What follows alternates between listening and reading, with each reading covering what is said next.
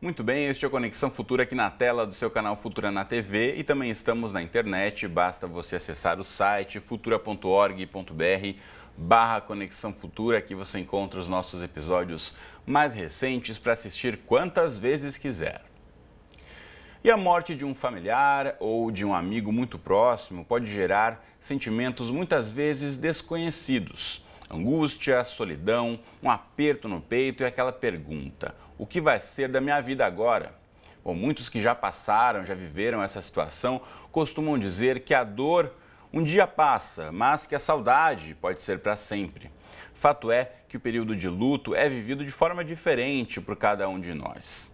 Alguns falam da morte de forma tranquila, expressando seus sentimentos e sua dor, outros já consideram esse assunto um tabu.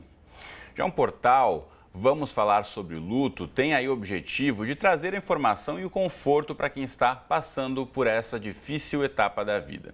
Então, para explicar um pouco mais como funciona essa plataforma, eu recebo aqui no estúdio, ao meu lado, está a publicitária Mariane Maciel, que é uma das criadoras desse projeto. Mariane, bem-vinda ao Conexão, tudo bem com você? Tudo ótimo, obrigada pelo convite. Obrigado a você pela presença. Bom, a gente começar explicando em casa, como disse Mariane, é publicitária, não é um serviço, uma plataforma, então, criado por profissionais de saúde mental, psicólogos, psiquiatras, e a ideia surgiu com um grupo de amigas. Explica pra gente um pouquinho, Mariane. Isso, nós somos 7 amigas e todas nós já passamos por um momento difícil, como você relatou no começo da matéria, né? Então, no último acontecimento, na verdade, quando a última de nós viveu uma perda muito importante, que foi o falecimento súbito do pai dela, a gente ficou muito próxima, como em outros momentos, e a partir daí a gente começou a conversar sobre a possibilidade de abrir esse apoio que a gente acabou oferecendo uma para a outra, né? E abrir essa conversa para outras pessoas. Então, nós não somos psicólogas nem médicas, nós todas trabalhamos com comunicação, publicitárias e jornalistas, e a gente achou interessante criar um espaço onde esse tema pudesse ser tratado com uma maior tranquilidade. Então, como você falou, o tema ainda é um tabu, né? As pessoas, elas acham que se falar sobre a morte vai trazer azar, né? Não posso falar sobre isso. Mas, infelizmente, um dia acontece de que alguém que você ama muito acabe falecendo e aí você se encontra numa situação muito difícil, que é com quem eu vou conversar, né? Então, eu sempre dou um exemplo que é muito simples e fácil de compreender, que é pensar em outros momentos importantes da vida. Quando a gente engravida ou pensa em mudar de casa, né, a gente encontra programas na televisão, livros, revistas. E quando alguém morre, né, esse é um dos momentos mais difíceis da vida. Você já tentou ir em uma livraria e perguntar onde está a sessão de luto? Ninguém vai... É verdade. Normalmente isso fica relacionado a livros dedicados aos profissionais de saúde mental, né?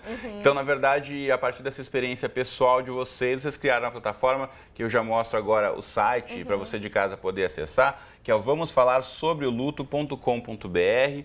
E aqui vocês reúnem, então, uma série de materiais. Tem textos, tem vídeos também. Fala um pouquinho sobre a ideia, né? Você disse que é tentar desconstruir esse mito, esse tabu em relação ao luto. Como é que vocês chegaram a esse modelo aqui de comunicação para tentar aí tranquilizar um pouco ou falar desses assuntos de uma forma um pouco mais leve? Tem a questão aqui da perda de filhos, né? Muitas vezes isso é uma causa de sofrimento muito grande e contínua para os pais. Então, como é que vocês chegaram a esse desenho do projeto? Tá, o processo foi o seguinte: quando a gente resolveu fazer alguma coisa, a gente não sabia exatamente o quê. Então, nosso primeiro passo foi um estudo. A gente passou 9 meses estudando o assunto.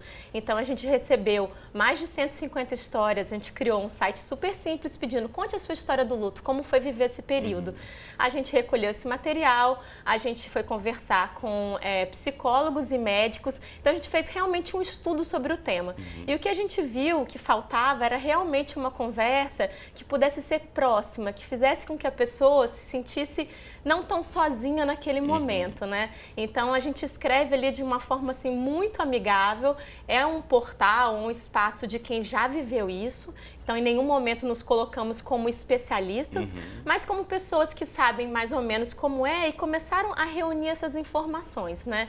Então a gente tem dentro do site algumas áreas que são muito importantes. A gente tem o Quem Pode Te Ajudar, onde a gente reúne dicas de especialistas, então terapeutas do luto e também grupos de apoio, alguns grupos que são presenciais, outros grupos que são online. Isso é bacana, né? Porque muitas vezes a presença online acaba facilitando, né? Sim. Quem não quer, na verdade, encontrar presencialmente outras pessoas ou tem dificuldade para expressar esses sentimentos, a questão da ferramenta online pode ser um facilitador, né? Sim, então a gente indica esses espaços e é um trabalho, está em construção, então a gente constantemente recebe pedidos, a gente, enfim, primeiro dá uma avaliada se tem a ver ou não com o propósito do nosso site. A gente tem uma outra área que a gente chama de inspiração, que é um material que pode ser útil para quem está vivendo luto, onde a gente conta, por exemplo, as histórias, a gente tem uma subcategoria que são as belas histórias, que sinceramente é o que mais faz sucesso no site, né? Então são pessoas que, enfim, já viveram a perda de um filho, de um esposo, de um pai e que resolvem contar pra gente como foi o depois. Então, por exemplo, a gente teve a história do Paulo Camossa, que perdeu a filha e conta como ele hoje lida com a saudade e a presença da Amanda na vida dele, ainda que não esteja aqui, que foi replicado pelos maiores portais do país e teve mais de 300 mil leitores no nosso site. Legal. Né? Então, essa é uma área importante de reflexões e de inspiração. E a gente também pensou em como ajudar quem deseja ajudar. Então, nosso segundo público são pessoas que estão próximos dos enlutados e que desejam contribuir. Então, é o quero ajudar, né? Então, hoje, por exemplo, a gente postou 9 coisas que nunca se deve dizer a alguém, né, que está passando por um luto. Porque as pessoas têm boa vontade, elas querem, né, cuidar de um amigo, de um colega de trabalho, mas muitas vezes elas falam frases que acabam machucando mais do que... E muitas vezes o motivo disso é o que você começou dizendo, né? Por não haver um espaço nas conversas de família ou entre amigos para tratar da questão do luto, que a única certeza da vida de todos nós é que chegaremos ao fim dela em algum momento, pode ser mais tarde, pode ser, né, mais cedo, em alguns momentos, enfim, que você não vai estar prevendo, na verdade, quando isso vai acontecer, mas você discutir esse assunto, acho que falar sobre isso, né? O que não dizer pode ser uma forma de ajudar e se preparar também dentro das famílias principalmente. Né? E muita gente vem e pede ajuda. Hoje em dia, né, como é um espaço público, a gente já fazia isso informalmente, mas agora as pessoas falam: um colega de trabalho passou por isso, o que eu faço, né? As pessoas têm muito receio do que fazer. E tem uma coisa que é interessante, que é muito negativa. Por não saber o que fazer, muitas pessoas se afastam. E a pior coisa é você deixar uma pessoa que está precisando tanto de apoio sozinha por não saber como se Deixar ela isolada é pior ainda, né? Pior ainda. Então, assim, o que a gente diz, né, não existe receita de bolo, mas, por exemplo, a presença é algo super importante. Você não precisa ter uma frase que seja sábia, um grande ensinamento, mas esteja ali. Pergunta: eu posso fazer alguma coisa? Você está precisando de ajuda nas compras de casa? Você quer que eu busque seu filho na escola?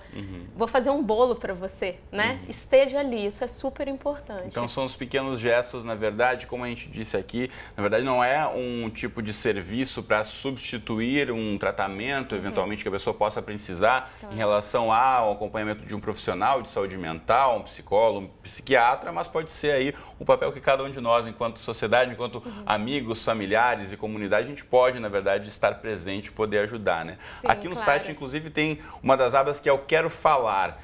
Aqui, quem pode participar dessa aba? Qualquer pessoa, mesmo quem está passando pelo processo, ou quem quer ajudar alguma pessoa? Sim, a gente recebe todos os dias histórias dos mais diferentes lugares do Brasil. A gente não tem uma postagem automática, esse não é o objetivo, mas a gente lê e responde a cada um, né? E aí o que acontece? A partir do que a gente recebe, a gente começa a formular novos textos. Então, um dos assuntos que nos interessa muito no momento é como a gente tem um público muito mais feminino do que masculino. Então, a gente está até no Facebook, a gente incentiva: homens, escrevam pra gente, a gente Já quer tem saber. algum indício de por que as mulheres falam mais sobre o assunto do que os homens? A gente vai fechar esse mês, a gente está fazendo uma enquete online, mas a gente vai fechar esse pensamento e conversar com alguns psicólogos.